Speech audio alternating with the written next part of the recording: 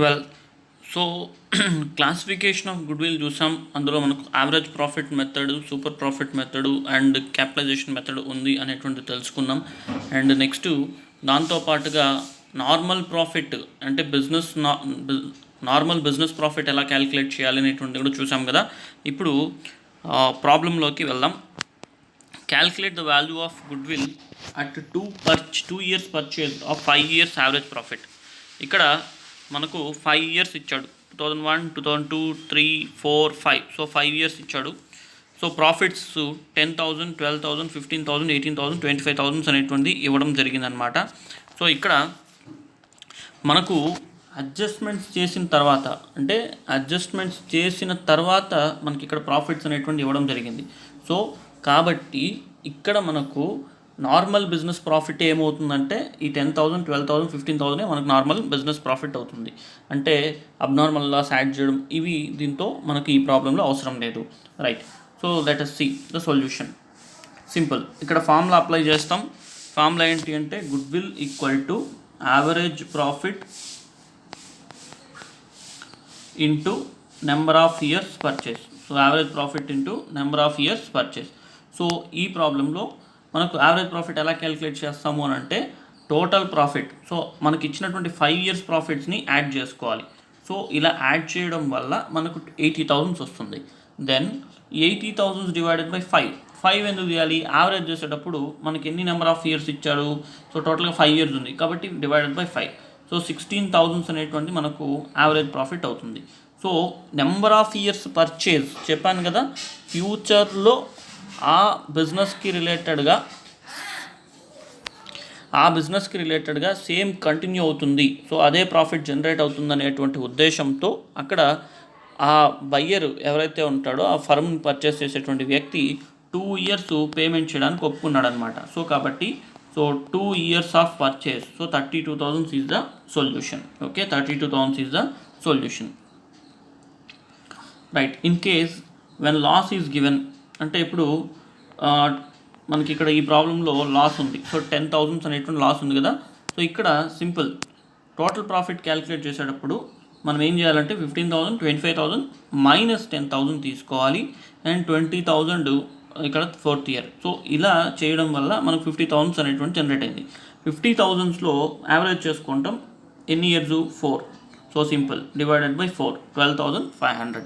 Then goodwill equal to 12,500 into 2. Therefore 25,000 is a goodwill value for this problem. Right.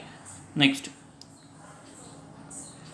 calculate the value of goodwill at 2 years purchase of 5 years average profit. అంటే 5 years ప్రాఫిట్ని average చేయడం వల్ల ఏదైతే average profit వస్తుందో దాన్ని 2 years పర్చేస్గా consideration చేయమన్నాడు. ఇక్కడ observation చేస్తే 10,000 profit, 8,000 loss, 5,000 loss, 15,000 profit, 18,000 profit. So మనకు 30,000 రూపీస్. దీని సింప్లిఫికేషన్ ద్వారా ప్రాఫిట్స్లో నుంచి లాస్ని మైనస్ చేస్తే రిమైనింగ్ 30,000 వస్తుంది. సో డివైడెడ్ బై 5 తీసుకోవాలి. ఎందుకు? 5 years తీసుకుంటున్నాం కాబట్టి. సో 6,000 రూపీస్ మనకు యావరేజ్ ప్రాఫిట్ అవుతుంది. So 6,000 into 2, 12,000 rupees.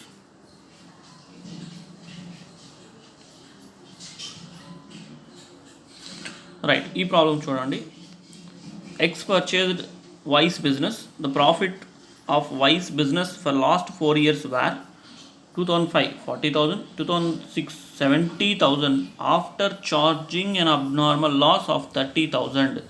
So 2007 80,000 including abnormal gain. Then 2008 70,000 excluding manager salary 60,000 per annum which is to be paid every year. So ఇప్పుడు మనకి ఇక్కడ ఏంటి అంటే కొన్ని ఇయర్ ప్రాఫిట్స్కి అంటే 2006, 2007, 2018 ప్రాఫిట్స్తో పాటు some of the adjustments are also given. So we have to first of all we have to consider those adjustments. So while calculating the normal profit. Right. Let us see. In year 2005 there is no adjustment. So 40,000. 2006లో చూద్దాం. 2006లో 70,000 profit ఉంది. అక్కడ abnormal loss charge చేశాడు. Abnormal loss అనేటువంటిది రెగ్యులర్గా రిపీటెడ్గా రాదు. సో రిపీటెడ్ లాస్ కాదు. రిపీటెడ్ ఎక్స్పెన్సెస్ కాదు. కాబట్టి ఎప్పుడో ఒకప్పుడు జనరేట్ అయ్యేది కాబట్టి ఇప్పుడు ఇది మనకు బిజినెస్కి సంబంధం లేనటువంటి, సో బిజినెస్ పాయింట్ ఆఫ్ వ్యూలో కాదు కాబట్టి దీన్ని మనం ఏం చేయాలంటే యాడ్ బ్యాక్ చేసుకోవాలి. యాడ్ బ్యాక్ చేసుకోవడం వల్ల ఏమవుతుంది, ప్రాఫిట్ వాల్యూ ఇంక్రీజ్ అవుతుంది. ఎందుకు యాడ్ బ్యాక్ చేయాలంటే ఇది ఆల్రెడీ బిజినెస్ ప్రాఫిట్స్లో నుంచి డిక్రీజ్ చేసుంటారు, ఇప్పుడు దీన్ని మనం ఏం చేస్తాము అని అంటే అక్కడ ఎక్స్పెన్స్గా బిజినెస్లో రికార్డ్ చేయకూడదు, అంటే లాస్గా కన్సిడరేషన్ చేయకూడదు. సో కన్సిడరేషన్ చేయకుండా వదిలేస్తున్నాం కాబట్టి మళ్ళీ ఆ ప్రాఫిట్ని ఏదైతే ఆ లాస్ ద్వారా ప్రాఫిట్ డిక్రీజ్ చేసుకొని ఉంటామో దాన్ని మళ్ళీ మనం ఏం చేయాలంటే యాడ్ బ్యాక్ చేసుకోవాలి. సో అలా యాడ్ బ్యాక్ చేసుకోవడం వల్ల ప్రాఫిట్ వాల్యూ ఏమవుతుందంటే పెరుగుతుంది. సో యాడ్ బ్యాక్ చేసుకోవడం వల్ల ప్రాఫిట్ పెరుగుతుంది. So 1 lakh. Next 80,000 abnormal gain include అయింది. అబ్నార్మల్ గెయిన్ ఇంక్లూడ్ అవ్వడం వల్ల ఏం జరిగింది అంటే ప్రాఫిట్ పెరిగింది.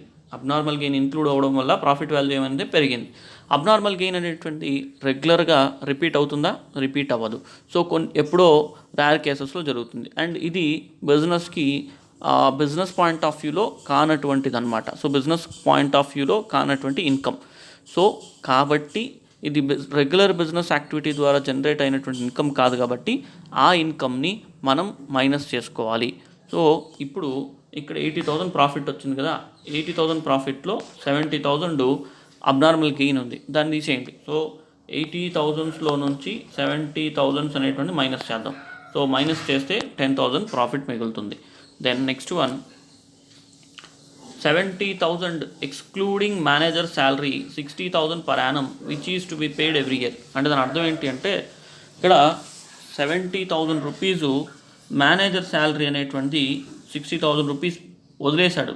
సో 70,000 ప్రాఫిట్లో manager salary 60,000 rupees per annum అంటున్నాడు. అంటే ప్రతి సంవత్సరము 60,000 రూపాయలు మేనేజర్కి శాలరీ పే చేయాలి, కానీ దాన్ని ఇంక్లూడ్ చేయలేదు. అంటే ఇది యాక్చువల్గా ఎవ్రీ ఇయర్ అంటున్నాడు కదా, అది ఖచ్చితంగా బిజినెస్కి రిలేటెడ్ ఎక్స్పెన్స్ అనమాట. సో కాబట్టి దాన్ని ఏం చేయాలి, ఇప్పుడు మనం మైనస్ చేద్దాం. సో మైనస్ చేస్తే 70,000 minus 60,000 that equal to 10,000 rupees. So ఇప్పుడు ఇలా మనం ప్రాఫిట్ అనేటువంటి నార్మల్ బిజినెస్ ప్రాఫిట్ జనరేట్ చేసాం. సో మొత్తం యాడ్ చేయడం వల్ల మనకు వచ్చినటువంటి ప్రాఫిట్ వాల్యూ ఎంత అంటే 1,60,000. Now average profit equal to 1,60,000 divided by 4 equal to 40,000. Good will వచ్చి 40,000 into number of years purchase ఎంత మనకి ఇచ్చింది క్వశ్చన్లో, 3 years purchase. So 1,20,000 is the answer. So right, next one, Meena purchased Simmy's business whichever is 1st January 2008. So the profit disclosed by Simmy's business for the last 3 years were as follows. So 2005 40,000 including abnormal gain ఏం చేయాలి, minus చేయాలి. తర్వాత 2006 50,000 after charging abnormal loss of 10,000.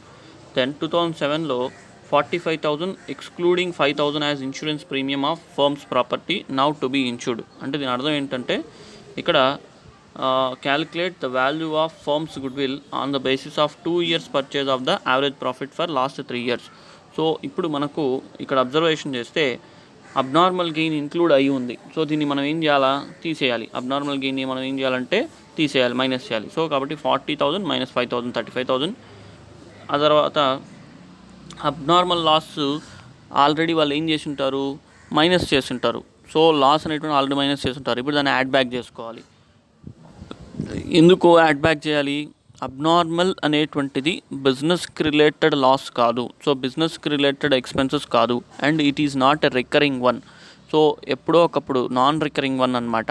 So కాబట్టి ఇది రెగ్యులర్గా జరగదు కాబట్టి so effective profit calculate చేయడం కోసం, so normal business profit calculate చేయడం కోసం దీన్ని మళ్ళీ యాడ్ బ్యాక్ అనేటువంటి చేయాలి. Then 45,000 excluding 5,000 as insurance premium of firms property now to be insured. So ఇక్కడ 5,000 రూపీసు మనకి ఇక్కడ ఇన్సూరెన్స్ ప్రీమియం అనేటువంటిది ఏదైతే ఉందో ఆ ఇన్సూరెన్స్ ప్రీమియము ఫర్మ్స్ ప్రాపర్టీ పైన, so insurance premium of firms property. So now it to be insured. ఇప్పుడు insurance అనేటువంటి చేయించాలన్నాం. సో సంస్థ యొక్క ప్రాపర్టీ ఏదైతే ఉంటుందో ఆ సంస్థ ప్రాపర్టీ పైన ఇన్సూరెన్స్ చేయించాలి. సో కాబట్టి దీనికి పేమెంట్ అనేటువంటి చేయాలన్నమాట. దీనికి ఏం చేయాలి, పేమెంట్ అనేటువంటి చేయాలి. సో పేమెంట్ చేయాలి కాబట్టి, సో ఇప్పుడు పేమెంట్ అనేటువంటి చేయాలి కాబట్టి సో ఇది మనకు ఎక్స్పెన్స్ అవుతుంది. ఏమవుతుందంటే ఎక్స్పెన్స్ అవుతుంది. సో ఎక్స్పెన్స్ కదా, ఎక్స్పెన్స్ మనం ఏం చేయాలి, దాన్ని డిడక్ట్ చేయాలి. కానీ వాళ్ళు డిడక్ట్ చేయలేదు, ఇప్పుడు మనం డిడక్ట్ చేసుకోమంటున్నాడు. 45,000 మైనస్ 5,000 దట్ ఈక్వల్ టు 40,000. ఇది ఫ్యూచర్లో రెగ్యులర్గా జరిగేటువంటి ఇన్సూరెన్స్ ప్రీమియం. సో ఫ్యూచర్లో ఇక రాబోయే కాలంలో పేమెంట్ రెగ్యులర్గా చేయాలి కాబట్టి దీన్ని మైనస్ చేసుకుంటాం, రైట్. సో ఇప్పుడు దీని ద్వారా మనకు వచ్చినటువంటి 1,35,000 out of it. So 3 years చేస్తే 45,000 రూపీస్ యావరేజ్ ప్రాఫిట్ వస్తుంది. గుడ్ విల్ ఎన్ని ఇయర్స్ పర్చేజ్ అన్నాడు, calculate the value of goodwill on the basis of 2 years purchase. So 45,000 into 2 that equal to 90,000 rupees.